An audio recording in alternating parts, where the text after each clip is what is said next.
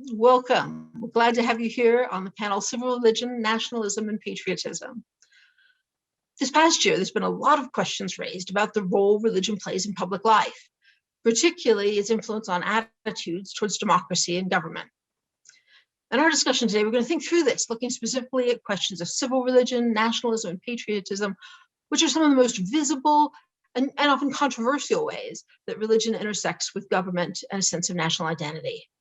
Let me explain one term that you may not be familiar with. Civil religion, more of a term used by scholars, but it means the mixture of religious and political ideas, symbols, language, and meaning that we see in countries throughout the world. In the US, this may be prayer and legislative bodies, in God we trust written on the currency, or using the phrase under God in the Pledge of Allegiance. But even more politically and emotionally charged, even as charged as those can be, are questions of religious nationalism and patriotism. So last year, we've seen Christian symbolism and beliefs being invoked by white supremacists, protesters, rioters, individuals across the political spectrum who claim patriotic virtues. So we'll take these all and bring them together, I hope, looking at the role of American religious symbols, American religious heritage, claims to an inclusive or exclusive national religious identity, and think about what role Christianity does or should play in American life and identity. We're also going to see if we can disentangle nationalism and patriotism and discuss how they're each related to religion. I mean, what do we even mean when we say Christian nationalism? Is it defined by certain religious beliefs, or are there more cultural factors? Is there space for religious beliefs to contribute to healthy patriotism? How's that different than religious nationalism? Is there a positive role for religious beliefs in the public square? Can they help build social trust, address conspiracy thinking, or help overcome political divides? So I have lots of questions, and probably more than we have time for, but I'm grateful for our 4 excellent panelists who are going to help us work through these ideas. I'll just say a few things briefly about each of them and invite you to go to our website where you can see their full bios. Dr. Barbara McGraw is a professor of social ethics, law, and public life at St. Mary's College of California. She's the founding director of the school's Engaged Center for Religious Pluralism. Dr. McGraw holds a PhD in religion and social ethics and a JD, both in the University of Southern California. She's authored numerous books and articles on religious pluralism and religious liberty rights, and has also provided training for government officials on religious diversity. In 2014, Dr. McGraw was recognized for her efforts in this area and was awarded the Mahatma Gandhi Award for the advancement of religious pluralism.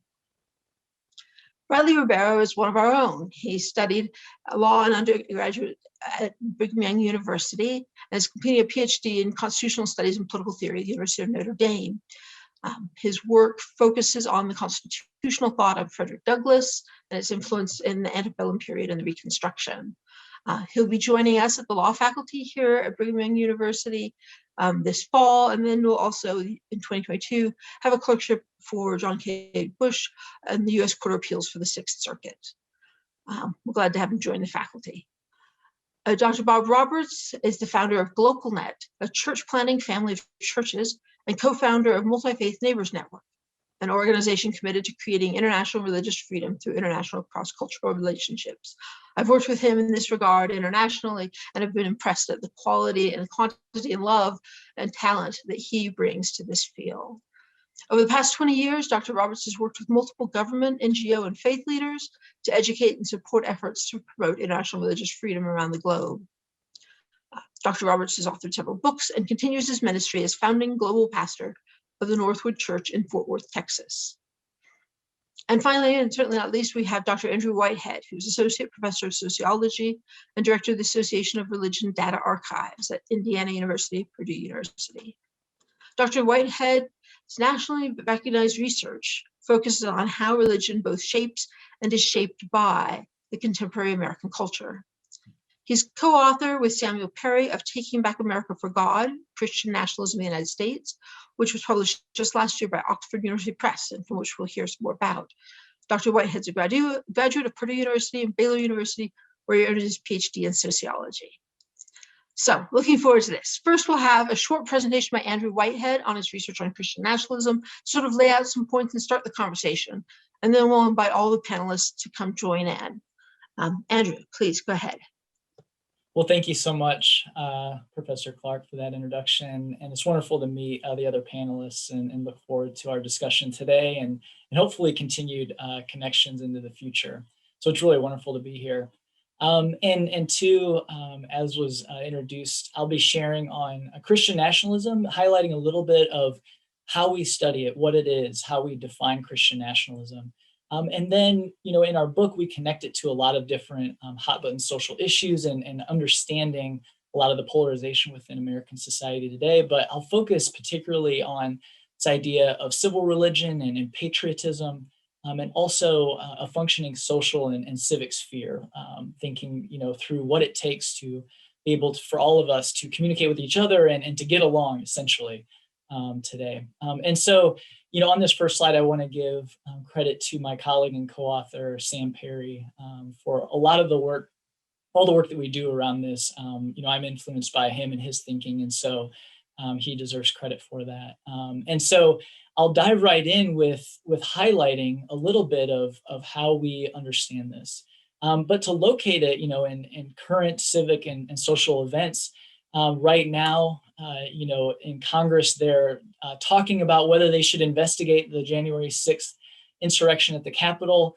And as we look back just a couple months, we see that in that insurrection and among the violence, signs of Jesus Saves 2020, as you can see there, or Christian crosses and those that were involved in the insurrection praying around those crosses, or as they were on the Senate floor, offering up a prayer that you might hear a similar prayer in thousands of congregations across the US. And this moment really brought to the surface for many Americans, but especially Christians, and especially white Christians, trying to understand and think about why did we see so many of these symbols there.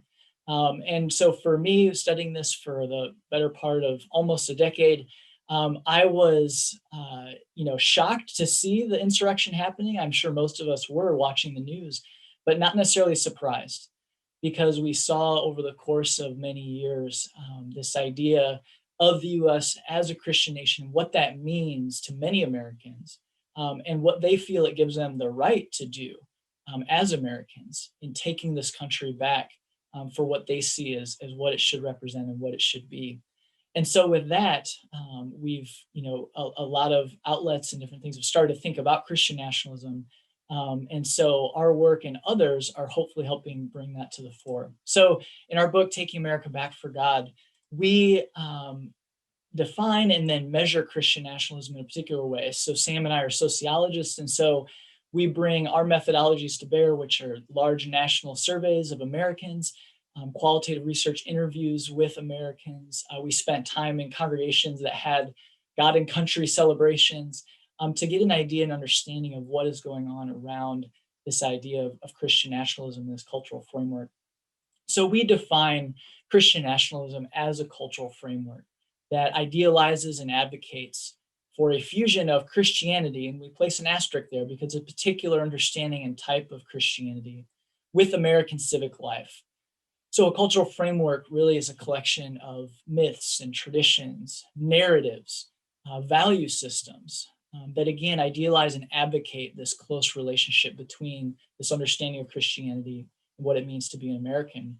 But throughout our book, what we show is that this understanding of Christian nationalism, this assumption of this Christian nation, brings along a number of other assumptions, like nativism and white supremacy, patriarchy, authoritarianism, militarism.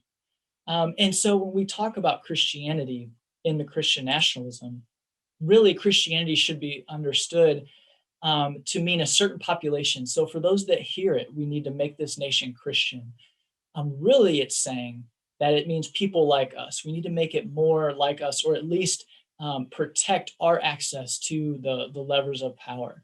And the us in that generally means white, natural born citizens who are culturally Christian. And so Christian nationalism and the Christianity of Christian nationalism is really better understood more as a cultural package, not just a historic Orthodox faith, but there are other assumptions and beliefs and values that come along with that have been defined as a part of what it means to be Christian, and with that, what it means to be American. Now in our discussion today, and I can't wait to hear from the other panelists, thinking about Christian nationalism as it relates to civil religion and patriotism, I think is a really important part of this project. So we're able to give a good view of what Christian nationalism is, but the work that needs to be done is how we distinguish that from other ways of being religious in a pluralistic democratic society, but also being a functioning and intentional citizen within that society. And so, as Professor Clark mentioned, civil religion really highlights this idea of religious influences from a prophetic tradition, where providence or God or a higher power, demands mercy and justice and humility, and encourages a civic republicanism that the founding fathers wrote about, where it's strong civic virtue and being a part of what it means to be American. And patriotism, we could think too, or I like to think about it following other authors, that it's really a love for our countrywomen and countrymen, the fellow people around us. Not necessarily a love and allegiance to just the nation and the nation state, but for the people that populate this place with us. And so thinking through what that is. But Christian nationalism, again, I think is distinct from both of these, where it demands an in-group loyalty. It draws from a tradition of essentially violence and defending and subduing others, those that are defined as the them, as opposed to the us, and waging wars for the good. But again, the good is defined by this in-group. And so it's a very strong tribal identity of who we are versus those on the outside. And the nation then is idealized and viewed as dominant over other nations, and over the lives of its citizens as well, bringing them to bear into what they believe as what the nation should stand for. Now, this is how we understand Christian nationalism, but how do we measure it? Well, in our national surveys, we asked 6 different questions, and people could strongly disagree to strongly agree with those on a scale. And we ask questions like the federal government should declare the United States a Christian nation, or whether the federal government should advocate Christian values, or whether the success of the United States is part of God's plan. And so the degree to which respondents, again, strongly agree to strongly disagree, we assign a score on that Likert scale, and we add those together. And when we add them together, we're able to see that really Christian nationalism operates on a continuum. It isn't a binary. It isn't you are a Christian nationalist or you are not. But that for many Americans, they find themselves somewhere in the middle, as you can see here, where when we add their scores together, some kind of accept this idea of Christian nationalism and a Christian nation, some kind of resist it, but overall people are spread all across this continuum. And so to ease discussion, in our book and in our work, we, rather than talking about whether people are higher or lower on the scale, we kind of create a heuristic with 4 different groups. And so we can see that, and we place Americans, every American, into one of these groups. They're either rejectors, resistors, accommodators, or ambassadors of Christian nationalism. And again, those assigned to different aspects and parts of this scale. And so rejectors, again, completely reject this notion that America is a Christian nation. Ambassadors strongly embrace it. And then resistors and accommodators are essentially mirrors, images of one another. But some kind of accept it. They slightly embrace it, see a role for Christianity. And resistors are a little uncomfortable with that, but it's still kind of unknown to them. And so when we place those groups together, you can see relative sizes of these 4 groups. And what we find is that over and over, the group that Americans are placed into, it tells us something really important about how they see the world. So it isn't just whether people strongly embrace it, but strongly rejecting Christian nationalism tells us a lot about how people view their social worlds, this nation, its role in the in world affairs, all of those things too. So rejectors are a little over a fifth of the US population. Resistors are about a quarter, a little over a quarter of the population. Accommodators are the largest group, almost a third of Americans.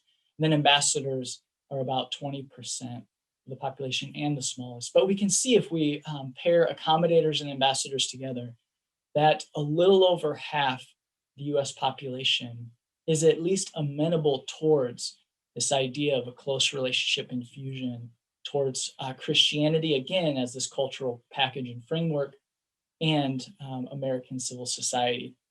So in the interest of time, I won't share all the different socio-demographic similarities really between the group, but also differences. But again, in our book, we unpack a lot of those and who's in these groups and what they look like.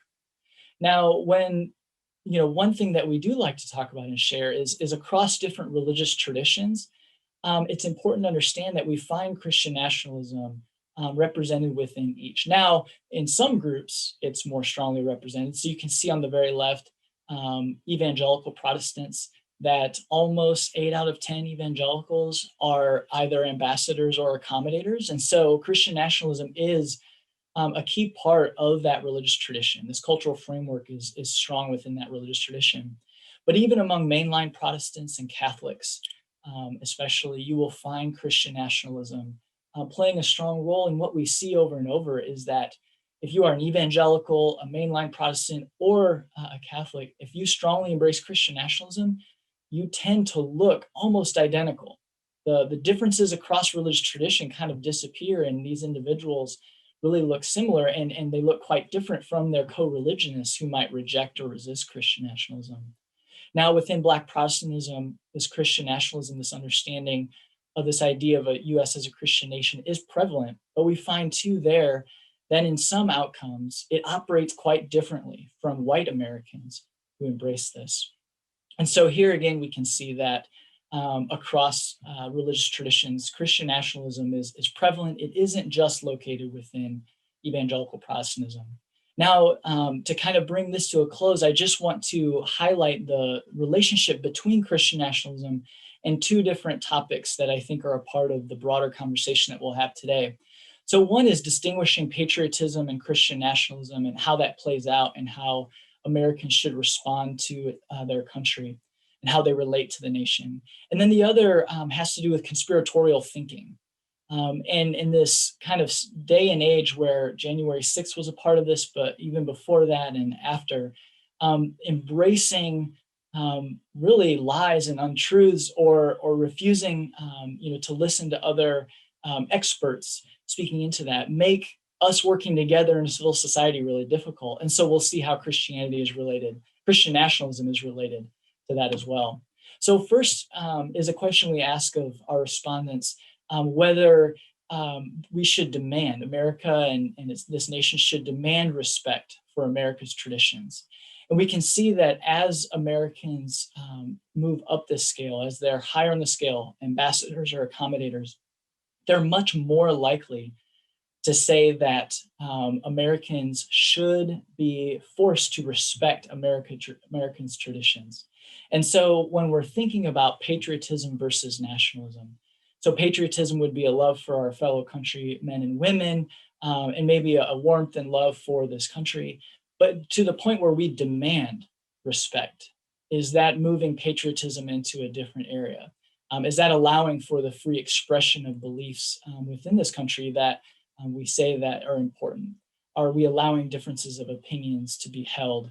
And so you can see that with Christian nationalism, this idea of respecting the nation is key. And again, it's all about saying that this nation is right and correct, and not really brooking any opposition to that, especially among ambassadors. Now, we can distinguish Christian nationalism, though, from religious practice. And this is what we find over and over across many of our findings, is that when we look at demanding respect for America's traditions and how often, let's say, somebody attends church, it looks like a positive association that people that are religious are much more likely to say, yes, you must respect America's traditions. But once we account for levels of Christian nationalism, we then are able to see the true effect of religious practice. And we can see that it works, as you can see here, in the opposite direction. So as people increase in Christian nationalism, as I showed on the last slide, that red line increases. They're much more likely to demand respect for America's traditions. But once we account for levels of Christian nationalism, the more religious an American is, the less likely they are to say that we should demand respect for America's traditions. They're more likely to say that we should be able to have differences of opinion among us, and that people shouldn't be forced to pay respect. That should be something that they give freely. So here we can see religious practice working in the opposite direction. So let's look at conspiratorial thinking really quickly. So with this, I created a scale with a number of different questions about conspiracy theories, whether people believe that they're true or not. And so this scale ranges from 0 to 24, but we can see that right there, as we move from lower levels of Christian nationalism to upper levels of Christian nationalism, ambassadors and accommodators are more likely to embrace more religious or more conspiratorial thoughts, believing that the government is hiding things about, let's say, JFK's assassination or the moon landing even. They're saying that, there's things, people in power aren't giving us the whole truth. And so they're embracing that. But here again, when we take Christian nationalism and we take religious practice and we look at conspiratorial thinking, religious practice operates in a different direction. Americans are less likely to be very conspiratorial in their thinking once we hold Christian nationalism constant. Now, if you have a Christian nationalist or an ambassador who attends church a lot, they're going to be conspiratorial in their thinking. But if you have an American who rejects Christian nationalism but attends church a lot, this is showing us that they're going to be much less likely to embrace conspiratorial thinking. So again, it isn't necessarily the religiosity, but this cultural framework of Christian nationalism that is playing a key role. So as we think about civil society and how religion should be practiced in the public sphere, and then with Christian nationalism, we can distinguish between those, and we think it's important to do so. So really quickly to conclude, we can distinguish, and I think it's important, and I look forward to hearing more about from the panelists of how we can do this, distinguishing Christian nationalism from civil religion and patriotism, what those mean, and how religion plays a role in all of those over and against Christian nationalism. But also understanding that Christian nationalism is key to making sense of much of what we see happening around us, whether it's behaviors and beliefs about COVID or taking vaccines, or racial injustice in policing, or as I showed here today, respecting traditions or conspiratorial thinking. Christian nationalism plays a key role. And so finally, I do think that it is important to understand that Christian nationalism is a threat to a pluralistic democratic society. And we see this playing out in state legislatures and even in the Capitol today as we're thinking, as some of our leaders are thinking through changes to the political process and who has access to the vote. And Christian nationalism is a key part of that. And so trying to encourage a pluralistic democratic society where all can play a role and have a voice, we find over and over in our studies that Christian nationalism is opposed to that and should be taken as a real and present threat. So with that, I will end and thank you again for this time and this conversation. Thanks so much, Andrew. I appreciate you laying that out there and working through some of the nuances of this. And I appreciate your book as well, where it goes in even more detail and more nuance. And I just, we appreciate you doing what you can in 10 minutes. So thank you. Yeah. I just want to start the conversation off with Bob. I think that this is something that we all see, though, and you certainly mentioned, right, that it's easy for the news media, for others to conflate religiosity with Christian nationalism. And in particular, it's white evangelical Christians who get the worst rap, at least in my opinion. You see major news outlets conflating evangelical faith with destructive manifestations of Christian nationalism. And I appreciate in Andrew's book, he points out that only 45% of these ambassadors, the highest level of commitment to Christian nationalism, are evangelical. And also that there are many evangelical Christians who are not nationalists at all. So Bob, you're an evangelical pastor, you're an influencer, this is your community you know well. How can you help those of us who aren't, to be able to sort of see what this looks like from the inside? What role is Christian nationalism playing or not playing in evangelical communities? Thank you, Professor Clark. It's an honor to be with you today. And I absolutely enjoyed reading the book. I've already tweeted it out and told a lot of the pastors that I mentor that they need to read it. If we were offline, I'd debate you on some things, Andrew, but I think it's a great book and I enjoyed it. What does it look like inside evangelicalism right now? Very confusing. Let me give you 4 things that I would describe it in. Number 1, there's a lot of intense debate. I don't think anyone in evangelicalism would deny that there is not an issue with nationalism. The word has been massaged in such a way that it's an okay word. I don't like the word. When I think about nationalism, I think about World War II and some of the European nations and Germany and neo-Nazis and so forth. But, the thing is, well, no, it's not that. It's really patriotism. So I wish we would use that word instead of nationalism. As a result of that, there's just a lot of intense debate over this within evangelicalism. You have people, the rejectors and the ambassadors that Andrew writes about, frankly, are at one another's throats right now. You can see it on Twitter, what that looks like.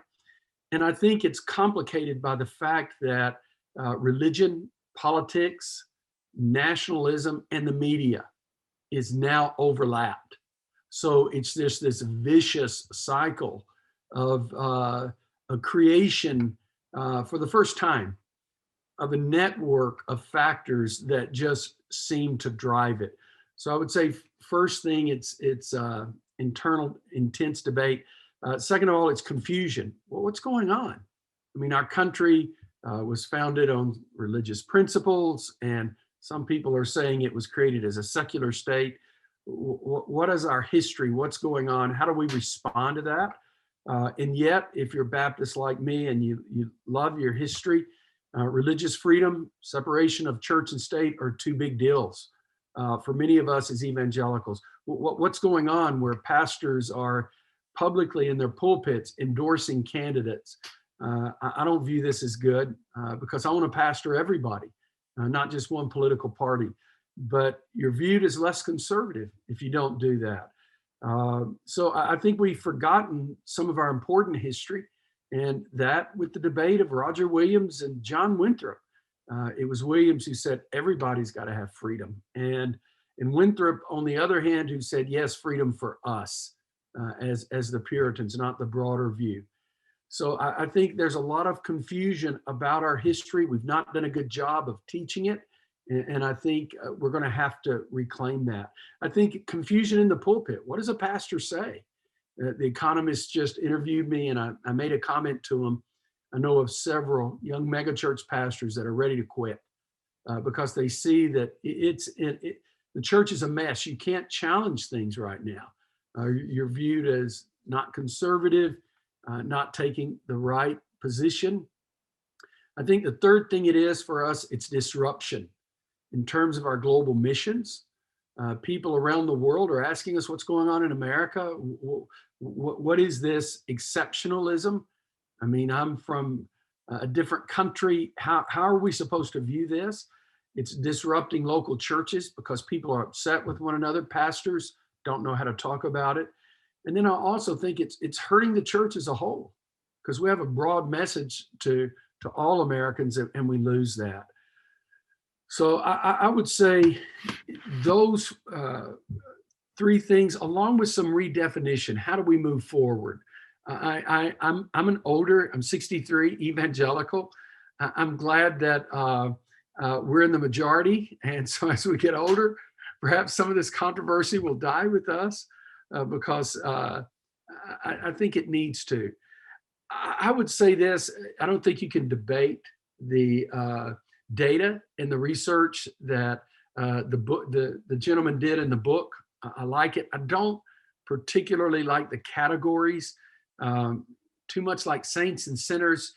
I like what Andrew said. The middle section is where people move towards. I would add a new section. I would call them recognizers, being grateful for our history at the same time. Realizing that there were things in our history that led us to this e pluribus unum. And I think we need to reclaim those. That's what I would say. Thanks, really appreciate that, Bob. Actually, this question about history is one that I wanted to touch, and I know Barbara's written on. So I started smiling when you were talking. I thought, oh yeah, so let's move there, right? I mean, it reminds me of this great quote by C.S. Lewis saying, "It's possible to be strengthened by the image of the past without either being deceived or puffed up," right? So how do we think about, you talk about thinking about Christian in Christianity in the American past, right? Some people would say, oh, it's irrelevant to our past, but that doesn't seem quite right. And some people say, no, it's exclusively designed for Christians. And that also doesn't necessarily seem quite right. But how do we do this? How do we think about Christianity's role in America and still keep our constitutional commitments to pluralism? What does that look like? Maybe Barbara, if you want to chime in, and others, please. This is meant to be back and forth. Sure, I'm happy to. Yeah, I think that, first of all, I really appreciated your comments, Bob. Right up my alley. My book is called Rediscovering America's Sacred Ground. And I think we need to come up with an alternative set of narratives. And I think our country is missing that. And so there's been a conjoining of Christianity with patriotism in an unhealthy way, and not enough in other ways that are actually more honoring of our heritage. And so Christianity certainly is not irrelevant to our past. And one of the things I think is important to note is that although the Enlightenment sought to find non-religious bases for the principles of liberty and equal inherent dignity on which our nation is founded, there is no doubt that in the West, these principles originated with Christianity in the doctrines of free will and human being in the image of God. And it was as a counter to hierarchical authoritarianism, which can also be found within Christianity, as is noted in the definition of Christian nationalism in Andrew's presentation and his wonderful book. That hierarchical authoritarianism, including in Christianity, is actually opposed to the principle of liberty and inherent equal dignity for everyone. Its views are based on the opposite, that some people ought to be accorded more dignity than others. And we could actually see this dichotomy at the time of the founding, because while the principles were laid out, of course, the beginning of our nation did not live up to those principles, in that they did not recognize the rights of Native Americans. Slavery still continued. Women did not have equal rights, etc. But those principles were stated, and we have been moving forward based on them, and they're ever unfolding. And it is concerning to me, and obviously to others here in this panel, that what we're ending up with is a kind of a story of the American founding that is rooted in that more authoritarian ideology, and not the principles of liberty and equal dignity that that our nation was founded on. And so, but I think it's clear that the pull towards liberty and equal dignity in Christianity and other religions and ideologies in the US is actually much stronger. And I noted in Andrew's book that there's a decline in the ambassadors, and I find that a hopeful potential for the future, even though they seem to be the loudest. But I think it is really destructive for people on the other side of the spectrum, the secular, what you might call the secular left, to equate all of Christianity with those particular viewpoints, narratives, a whole set of cultural components that Andrew talked about, when we have this liberty, equal dignity foundation in Christianity that comes through the Enlightenment and to our founding. So in my view, we ought not be trying to silence Christianity in the public square, which only leads to the kind of pushback, frankly, that we're seeing now with Christian nationalism support of authoritarian impulses in our politics. And I always say the issue is not too much religion in the public square, rather there's not enough. And we need the many voices of religious pluralism in the public square, all standing on America's sacred ground of liberty and equal dignity. And this needs to be a prominent voice in the public square. And unfortunately, because the louder voices are on that hierarchical authoritarian wing or side of the issue, people who are more oriented towards liberty and equal dignity tend to silence themselves in ways that I think are not healthy for our democracy. The call for pluralism in our public square has its roots in the founding era. John Locke, on whose writings the Declaration of Independence are largely based, said in 1689, "If we may openly speak the truth, and as becomes one man to another, neither pagan nor Mohammedan, Muslim, or Jew ought to be excluded from the civil rights of the Commonwealth because of his religion." And Richard Henry Lee said in 1784, "I fully agree with the Presbyterians. The true freedom embraces the Mohammedan, Muslim, and the Gentoo, Hindu, as well as the Christian religion." George Washington famously said in 1790, "All possess alike liberty of conscience and immunities of citizenship. It is now no more that toleration is spoken of as if it was by the indulgence of one class of people that another enjoyed the exercise of their inherent natural rights." And just one more quote, because I think this one is super important. It's also Richard Henry Lee, and this one's in 1788. He said, "It is true, we are not disposed to differ much at present about religion, but when we're making a constitution, it is hoped to be for ages and millions yet unborn." So the founders contemplated the diverse voices that would be with us in the future and who would be rooted in the foundational principles as they unfolded over time. And although they did not actually live up to those principles in their era era, it's the call to those principles over time that has opened the nation to its diversity and to the equal inherent dignity and liberty of everyone. And so that those diverse voices are here with us.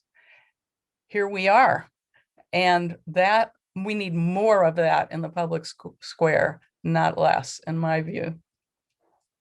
Thank you. Thank you. You know, that brings home to me simply because working in the field of religious freedom, I see this dichotomy where the sort of accommodators, ambassadors are likely to stand up for religion in the public square in a way that resistors the rejectors don't. And this certainly is a part of religious freedom, right? To be able to talk about religion publicly and openly and be engaged as religious people in public. But the same end of the spectrum doesn't see religious freedom as extending to all people, right? They want to privilege Christianity. But then you have the other hand, where the rejectors and resistors are adamant about protecting the equal right of everyone, which is crucial in religious freedom. But they would say, no, we have to take things out of the public square. Any civil religion, any public religion is going to feed nationalism, is going to exclude minorities, and needs to stay private to be able to protect everyone. This is a debate I see over and over again in academia as well as in practical life.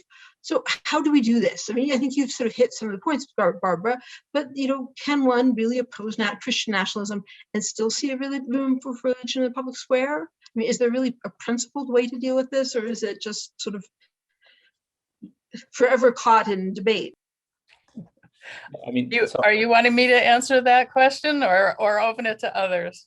Well, it looks like Brad's going to say, let's start with him and then go back to you if you're okay with that. Great. I would add, I'll turn it to Barbara, but I would just add that part of this, at least to me, it seems like when we look at our own nation's founding and its inherent, how it inherited the Enlightenment and those ideals, but yet there is, clearly undergirding it, let's say, our Judeo-Christian principles, there's this inherent tension, right, between, let's say, reason as through the Enlightenment versus maybe other principles, virtues that we receive through revelation. And something that Elizabeth just mentioned, that I just thought to myself, well, there's this inherent tension, and part of the problem is when we actually try to get rid of that tension, it might become problematic.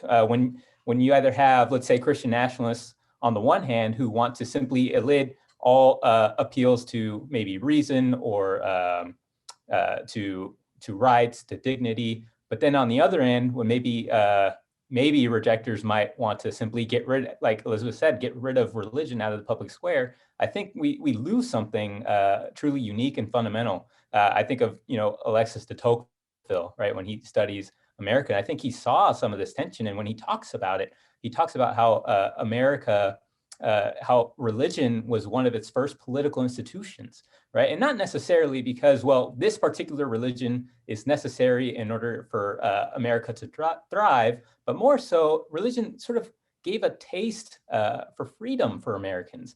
It helped them to actually build civility, it helped them to build belonging together, and not necessarily in one predominant sect or one predominant faith, but rather building collectively as a community. And I think if we lose that tension, that actually shows, I think, where some of the problems begin to arise.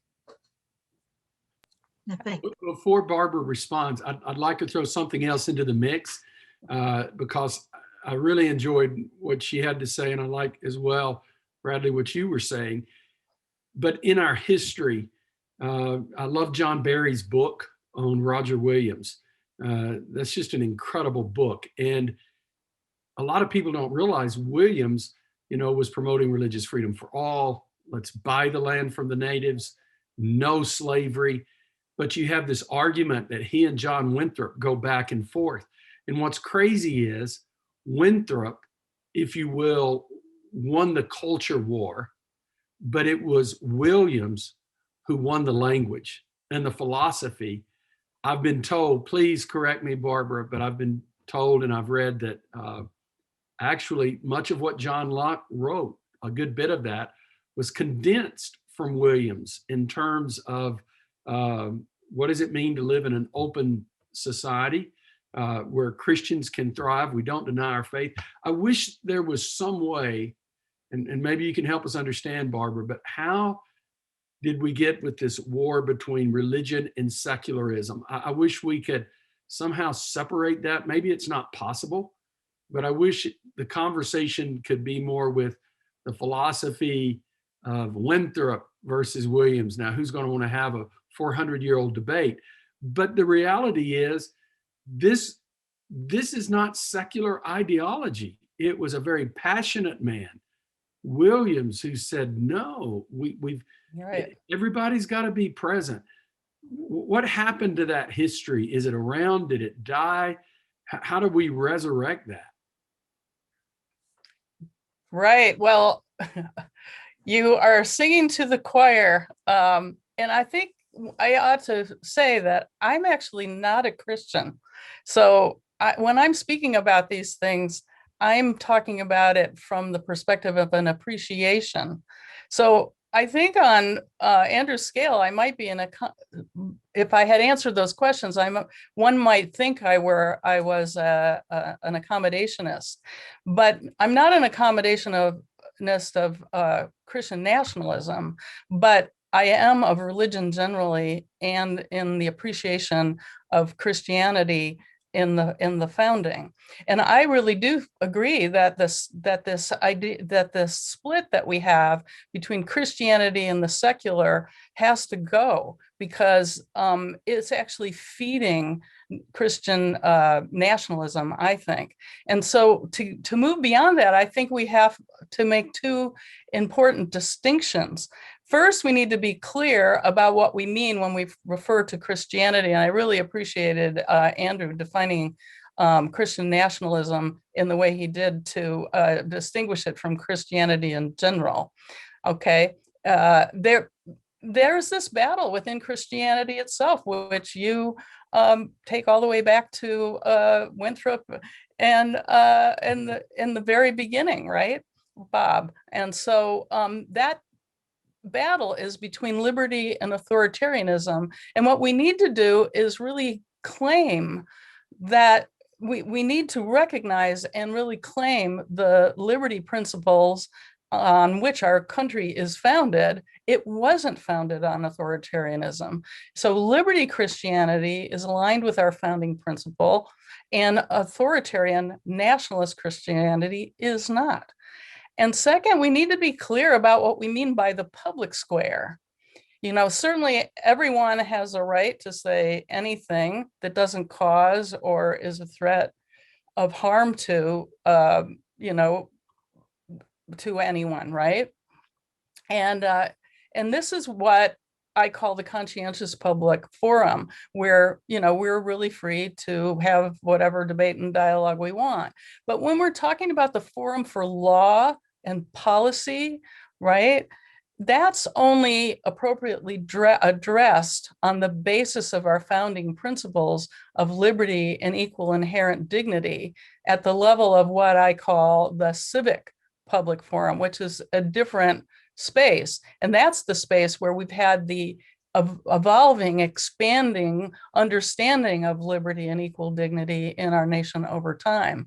And so in my work, I talk about how the religious right and the secular left, they can both cite the founders for their different perspectives of religion and public life.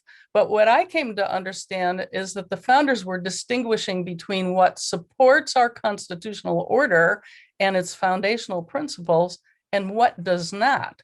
It wasn't about religion versus secular. And so we have to get out of that dichotomy. So rather than opposing Christianity or religion as a whole in the public square, we can make a distinction. We can oppose all forms of authoritarianism, whether they come through Christianity, any other religion, or any other ideology, when they attempt to impose their authority through law and other instrumentalities of the state in ways that undermine the liberty and equal inherent dignity of every human being and thwart the expansion of the meaning of that over time, as we have in our nation. So I want to just say that even Noah Webster, who is often cited by the religious right for his statements in support of Christianity and the founding, he said there's a genuine Christianity. Quote, "The religion which has introduced civil liberty is the religion of Christ and his apostles, which enjoins humility, piety, and benevolence, which acknowledges in every person a brother or a sister and a citizen with equal rights. This is genuine Christianity, and to this we owe our free constitutions of government," end quote.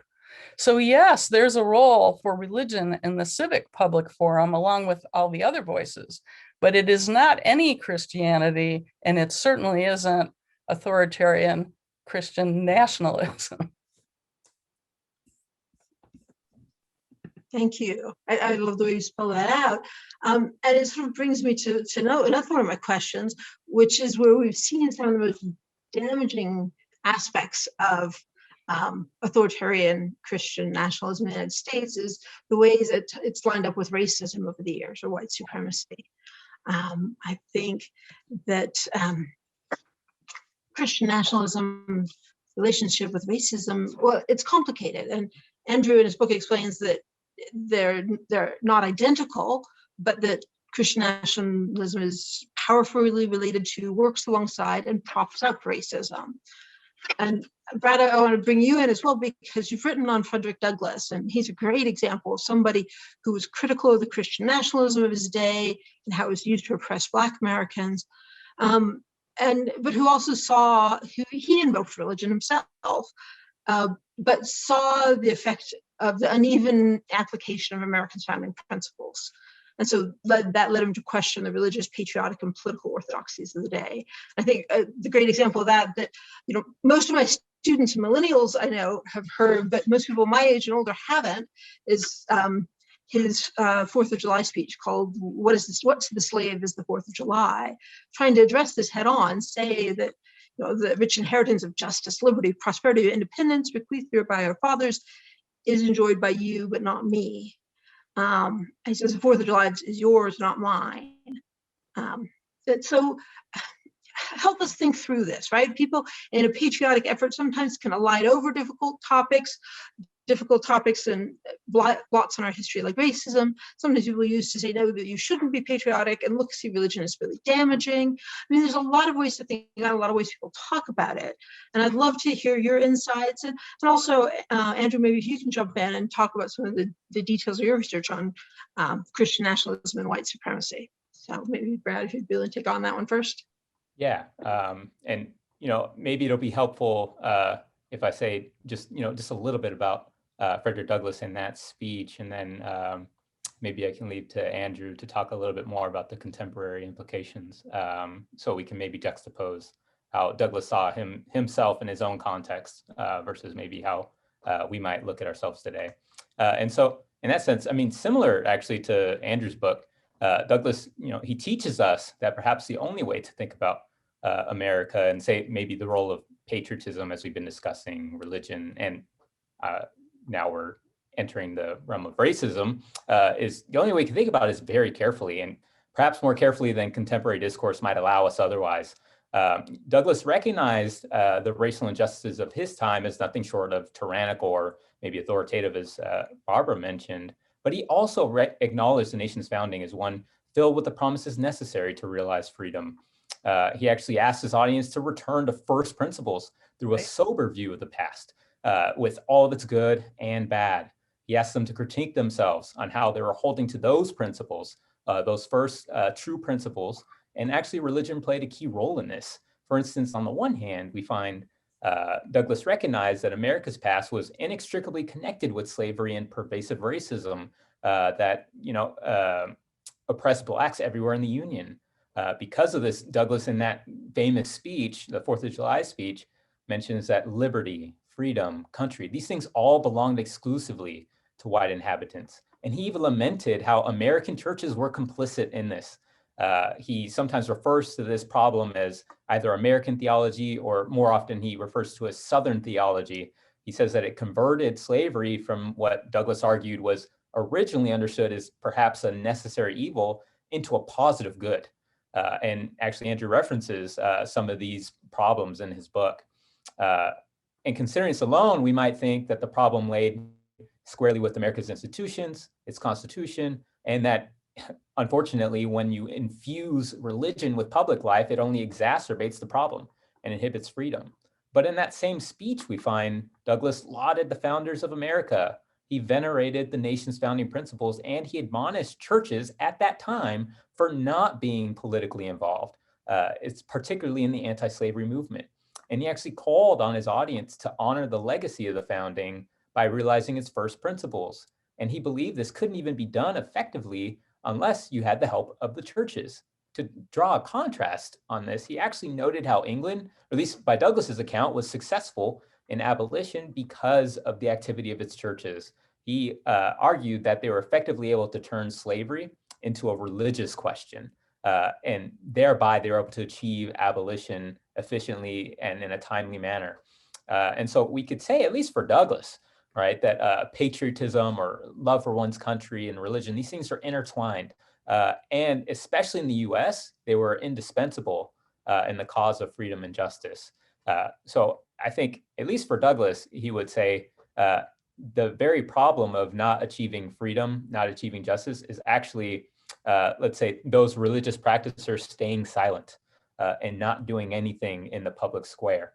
And I think maybe I'll leave to Andrew. Maybe he can draw some comparisons of research that he's seen.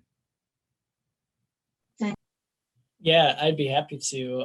And thanks, Bradley. Yeah, I think that, we find we kind of over and over as we look at different understandings and attitudes of the American public towards kind of the racial issues and systemic racism we see today, whether it's policing and police violence, or social inequality. If you have a white American who embraces Christian nationalism, an ambassador, let's say, they're much more likely to say that, police injustice and violence towards Black Americans doesn't exist. That isn't an issue. There isn't systemic racism, built within housing discrimination or education or anything like that. But if we have a Black American who is an ambassador or even a accommodator, embraces Christian nationalism, we actually see that they answer directly opposite to white Americans. They're more likely to see systemic racism or police injustice towards Black Americans. And so, we kind of see with this history of Frederick Douglass to Martin Luther King Jr., or today to Reverend Barber, this idea of highlighting, the importance of Christianity and religion in the public sphere and in the history of the US, but calling the United States to account for not living up to those ideals and using religion as a basis for that. And so in the letter from the Birmingham jail, or again, Reverend Barber today, to see Christians standing on the sidelines and not standing with the marginalized or the oppressed, they would see that as abdicating what Christianity is about, but also, if it's a truly Christian nation, it should be lifting up the marginalized and the oppressed and doing right by them. And so we see that Christian nationalism, again, operates differently within those different social locations of the white Christian church or the Black Christian church here in the US. And as Jamar Tisby, writes, there wouldn't be a Black church without racism in the white church. And so the Christian nationalism that is very prevalent within white Christianity is a lot to overcome. And that is what has placed, a lot of the divisions, not only within the Christianity in the US, but social society, civil society, that again, they're calling to account a more true representation, as they see, of the gospel of Jesus's message as important. And two, I think, to kind of clarify on one thing, as we talk about rejectors and resistors, many of those Americans who are rejectors and resistors aren't necessarily rejecting or resisting religion in the public sphere, but the privileging of Christianity in the public sphere, I think, is what they're resisting and rejecting for many of them. And so even, Americans that we talked with who are atheists and agnostic, they wouldn't say that Christians shouldn't play a role or shouldn't be involved, but that they shouldn't have the privileged position, that it shouldn't just be about their views or their desires, but that they should be among the many voices. And so I think that is a key, point to kind of make to understand exactly what this spectrum is about, that we highlight with our measures. But again, the racial aspect of Christian nationalism is very real and still very powerful in the US today. Could I ask Andrew a question, Professor Clark, if you don't mind? Oh, sure, absolutely. So as an evangelical, I believe Matthew 25, and it says nations will be judged by how you care for the sick, the hungry, those in prison, the chapter. And so, what I wonder is, did you look at the media and the role that it had in and I'm talking about conservative media, in whipping up evangelicals to fear? Because, for example, historically, the refugee issue, evangelicals have been at the forefront of that, even immigration. But now all of a sudden that's changed. I was amazed. I mean, we all have the picture in our mind of the little 3-year-old Syrian boy washed up on the Turkish shore. And I mean, Christians were outraged. We've got to do something immediately. It wasn't 4 months later. It was, we've got to stop the refugees or we're going to be onslaught by Muslims. I mean, it was like a cold front in Texas, came off the prairie. And I mean, immediately it shifted. And so I'm wondering, give me a little hope. Tell me, I know it's bad. I agree with you. Tell me it's a little bit of media that's driving some of this, or maybe it's not. Did you look at that? We didn't look specifically or study specifically media representation. So throughout the book, we highlight the voices that are pretty prominent within white Christianity. So Franklin Graham and Robert Jeffress and others who, play a role in kind of whipping up some of that fear and the defense that they believe America needs to have to protect itself. But there are other books. So Ann Nelson and the Shadow Network, I think she gets into that, and Catherine Stewart's new book, The Power Worshippers, looks at these networks of kind of power brokers, and media, and the media conglomerates are a part of that. But I think too, with some research that didn't show up in the book that we've collected more recently, is that Americans who embrace Christian nationalism are much more likely to limit their intake of media to certain channels and sorts, so that I'm sure we can all guess what those are, but also then trusting only those sources. And so it has become a siloing effect. And it's not just the right or political right or religious right that's doing that. There are others, those on the left, that will only go to certain news networks. But I think it isn't the same in terms of the types of, whether, actual scientific facts are being denied. That isn't equal across. And so that is a problem, I think, mostly in certain media networks where Americans who embrace Christian nationalism are going. And I think that is one of the key hurdles going forward. And so trying to give hope there, it changes day to day for me of how hopeful I can be, because you hear pastors, and maybe, you might count yourself among these, that they're pastoring congregations where they say they get them for an hour or two on Sunday, but Fox News gets them for 20 hours during the week. And so, what they're taking in and what is kind of shaping their worldview is very different. But I think even those in the pulpit for a lot of white Christianity, they're equally on board with some of those narratives in conservative media. And so it's a lot to overcome. It'll be very difficult. And not just TV, but also radio. The radio networks that are prevalent in rural America are basically a steady diet of Christian nationalism, where they're celebrating people saying, yeah, I'm now a Republican and a Christian. And it's more about that than any sort of religious belief or, identifying with a particular religious tradition. So it's a big fracture line, and I think it'll be very difficult, but it's a key one to think through. We're just about out of time, because I'd love to pursue this in a bunch of different avenues as well. But maybe we can have you each take a minute or two and think about what roles can religion play to help solve these problems that we've been identifying, right? What can religion do to create a healthy kind of patriotism, or to help address concerns about racism, conspiracy thinking, other issues associated with Christian nationalism? Hopefully we can leave with some hope, as Bob was suggesting. Why don't we do the reverse order of when people spoke this morning? So we'll start with Andrew, and then Brad, and then Barbara and Bob. Thanks.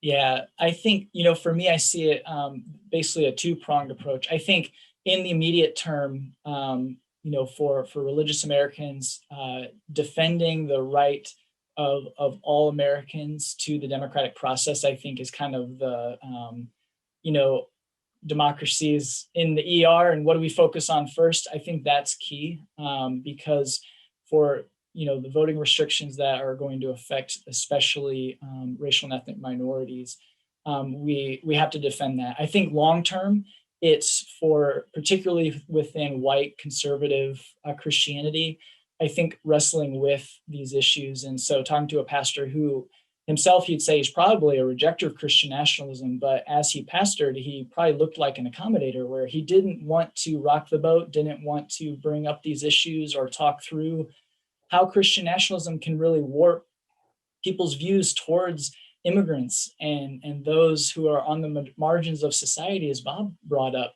that Jesus goes to and loves and cares for. I think in the long term, within those spaces, there needs to be a reckoning with this cultural framework and challenging it. But I think that work, will take decades. But right now, I think there are aspects of democracy that are under attack. And so I think supporting the right and access to vote, I think in the near term, is something that religious individuals who want to live in an equal society should be aware of and support. And I think that could play a big role in helping support that. Thanks. So I think a potential knee-jerk reaction to, let's say, images of the Capitol when you see, say, a cross there is Christianity's bad, therefore we need to get rid of it. But it's actually been really refreshing to study Douglass and write about him at this time, because in his very time, I mean, he's dealing with a lot of the same things. You have a lot of quote unquote Christian churches that are co-opting slavery and turning it into divinely ordained.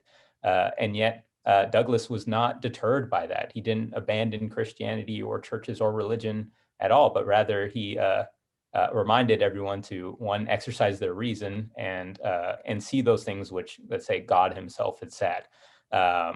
And I think we can take something from that.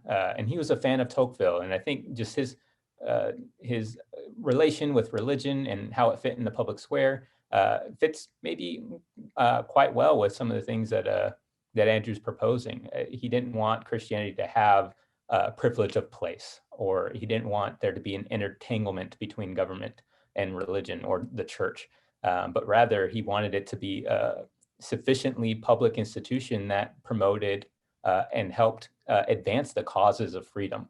And I think he saw the tools there that were available even in his time.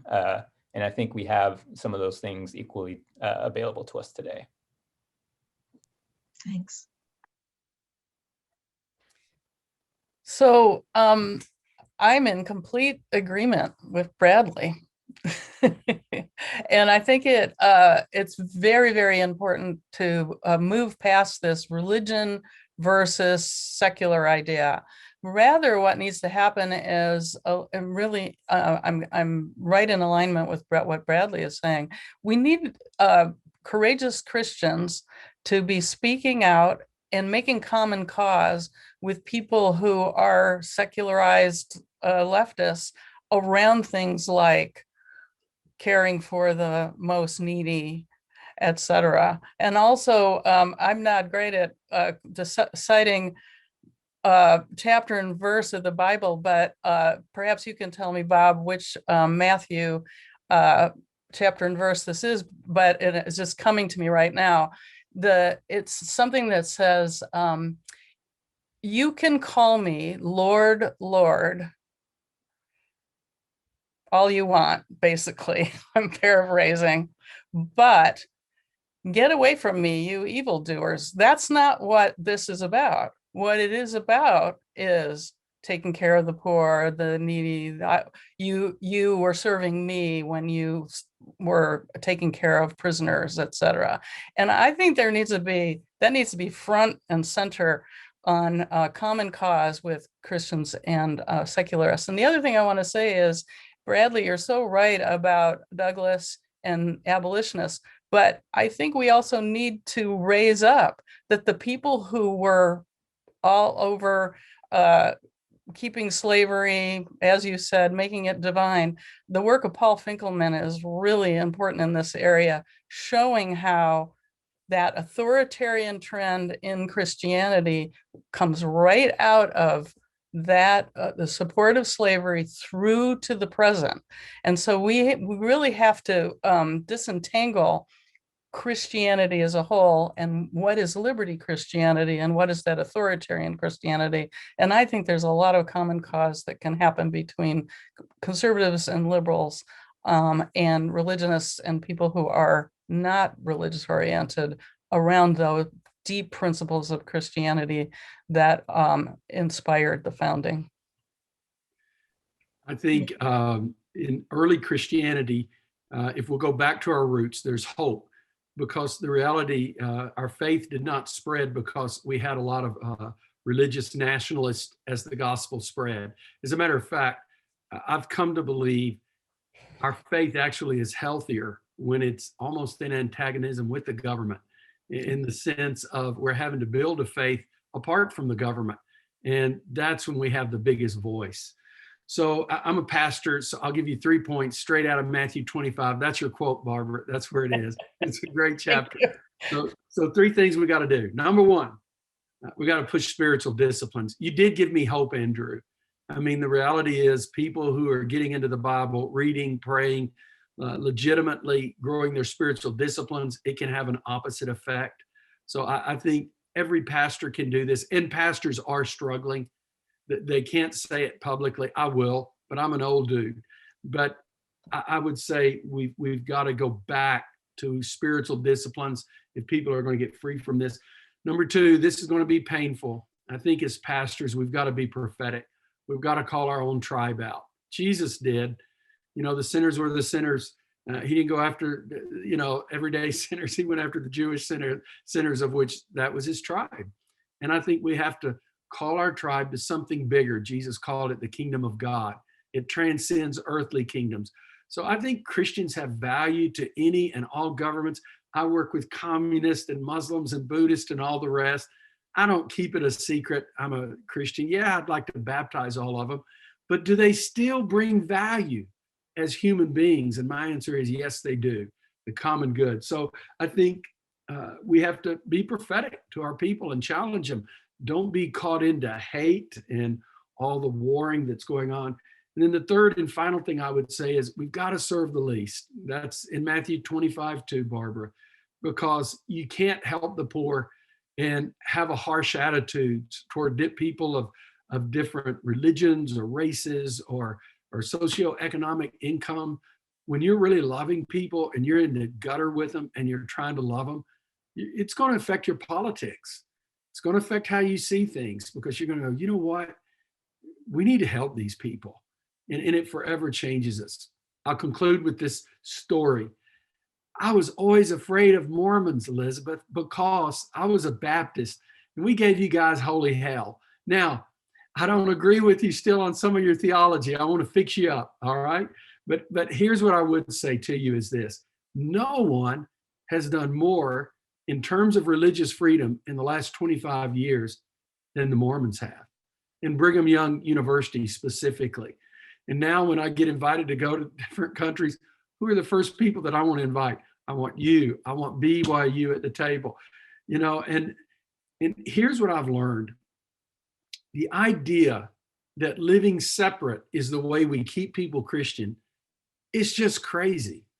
We should bring value to the public square for all humanity. And if we do that, we're going to have a more free, a more open view of all people, even if we disagree with them theologically. And it makes life rich. Thanks, Bob. That's a perfect note to end on. Totally appreciate it, and love and appreciate you and your work. And we can talk theology anytime. I'm grateful to be counted among you and all of you. Thank you. It's really been an extraordinary group, and real pleasure and a delight to have you here. Thanks.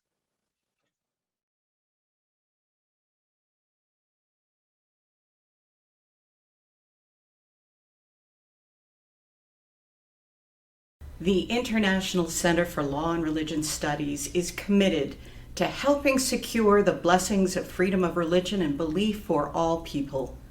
Learn more about the center or find out how to get involved on our website at iclrs.org.